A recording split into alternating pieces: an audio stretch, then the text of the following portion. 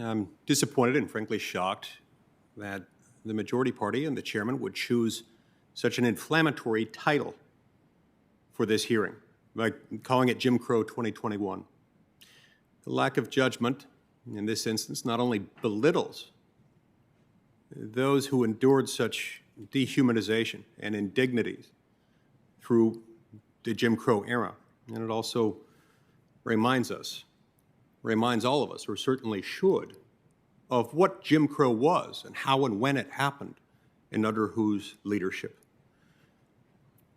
We have to remember that it was, in fact, Republicans who pushed through the 13th, 14th, and 15th Amendments of the Constitution following the Civil War. 13th Amendment getting rid of slavery. 14th Amendment guaranteeing all Americans, and including black Americans who had been slaves and those who would not, equal protection under the laws. And including the 15th Amendment guaranteeing black Americans the right to vote. These had a significant effect. They were enacted with great opposition coming from the Democratic Party. We got them through. The 15th Amendment was the last of the three to be ratified. It was ratified on March 30th, 1870. 1870 was a big turning point for civil rights in America, for black Americans. It was in 1870 that we saw the very first member of Congress, a gentleman by the name of Joseph Rainey, who was elected to the House of Representatives in 1870. The same year, the first black American was elected to the United States Senate. That's Hiram Rhodes Revel, who was elected to the Senate, the U.S. Senate from Mississippi. All in all, during the Reconstruction period, there were 16 black Americans elected to the Congress. There were over 600 black Americans elected to state legislatures, and there were hundreds and hundreds more elected to local positions throughout the country. All of them, every last one of them, happened to be Republican. Jim Crow was a response to that. White Americans who didn't want black Americans coming into power and who resented their votes as Republicans, in fact, didn't want them to have the right to vote at all, notwithstanding the fact that the 15th Amendment had by then been ratified, figured out a way to suppress them.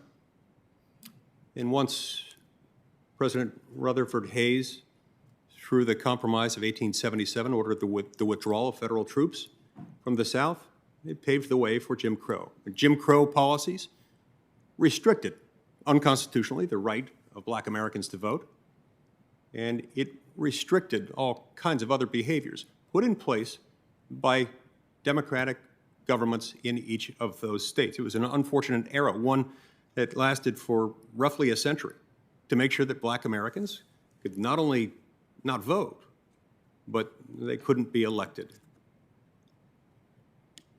Michael Lancaster is the Georgia State Director of the Frederick Douglass Foundation and the descendant of people who suffered under Jim Crow. In a recent Washington Times article, Mr. Lancaster stated, quote, "Comparing absentee ballot changes and ID requirements to banning black people from restaurants and drinking fountains is absurd. A civil debate about voting rights is an important conversation to have, but comparing Georgia's election reform to Jim Crow is simply insulting to my black ancestors who suffered through those dehumanizing segregation laws." There are some others who wrote, quote, "It has become clear that even well-intentioned critics of the Georgia law simply have no idea what the law is. It is clear that they have no idea how favorably Georgia's new law compares with most other states, including President Biden's home state of Delaware. And it's clear that they have no idea that a majority of black voters across the country support key provisions attacked by critics, including the provision that it's a simple requirement that voters be able to identify themselves upon voting." Speaker Jones, as I understand it, 77% of Americans support voter ID requirements, and specifically 74% of Georgians, including 63% of black voters in Georgia, all of whom, and all of those numbers indicate support for the new Georgia voter ID requirements. Is that correct? That's correct, Senator. And so if a potential absentee voter in Georgia does not have a driver's license, he or she could also show a state-issued voter ID card. Is that also correct? That is correct, or one of the other forms of federally accepted forms of ID. And if somebody doesn't have that, then that could be provided free of charge. Is that also right? That is correct. At any Department of Motor Vehicles office or at any of the 159 elections boards. But please, if I may, Senator, the voter ID requirements are not more restrictive for absentees now than they have been widely accepted and certainly not criticized in the past for Georgia. It's precisely the same requirements to vote in person or to vote by absentee. It actually seems kind of incongruent to make rules for one form of voting but not another. But thank you, Senator. I also want to thank my friend and Utah colleague, Congressman Burgess Owens. This is a man who has been alive, has existed in this country at a time when Jim Crow laws were still in effect. And in some ways, he's been subjected to some of the same insults underlying Jim Crow. He's been lampooned. He's been drawn in caricatures alongside a Klansman in a brazen act of demeaning someone based on his race, demeaning him in a way that ignores the truth, the reality behind Jim Crow laws. This was a system of laws designed to help hold Black Americans back. Hold them back in part because white Democrats in the South didn't want them to vote and didn't like the fact that they were voting as and being elected as Republicans. So let's not compare a voter registration law, one that makes sure that dead people can't vote, to that. We can do better than that, and we should. Thank you, Senator Lee. For the record, and I will concede, the era of Jim Crow in the South was propagated primarily by Democrats, Southern Democrats and segregationists. The political alignment changed in America starting in the late 1950s and the early 1960s, and Republicans became more dominant in those states for the most part. What we have today is the party of Lincoln, which is refusing to join us in extending the Voting Rights Act. That used to be a bipartisan exercise. Democrats support the extension of the Voting Rights Act and trying to overcome the Shelby County decision and making certain that we can review every state's activities as to whether or not they are fair or not fair.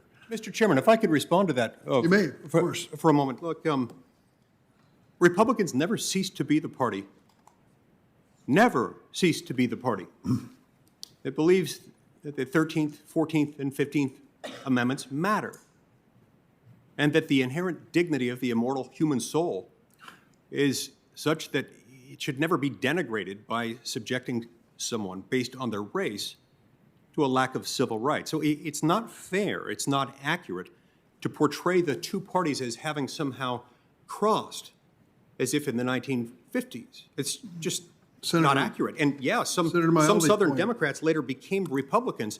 That's true. That didn't change the Republican Party's alignment on this issue. My point was the political alignment has changed. That's obvious. And secondly, the Voting Rights Act, which is the nature and subject of this hearing, used to be a 98-0 proposition. Now only Democrats will vote for it since Congressman Sensenbrenner is gone. Yeah, you're talking about Section 5 of the Voting Rights Act, which subjects some states to pre-clearance. The designation of pre-clearance and concerns of a constitutional nature raised by the Supreme Court of the United States itself is very different than stated opposition to the Voting Rights Act itself and to the many other provisions that have done some good and that still have overwhelmingly, entirely bipartisan support. And I resent that. Well, I'm sorry you resent it, Senator, but it's a fact that we are dealing with a Voting Rights Act which used to be universal and bipartisan and now is not. The Democrats support it, the Republicans do not. Yeah, it is not accurate to say Democrats support the Voting Rights Act and Republicans do not. We're talking about a particular application of Section 5 of the Voting Rights Act that, based on its implementation and based on the failure to update findings, was leaving some states unconstitutionally, in the judgment of the Supreme Court of the United States, in a different position. I happen to disagree with that.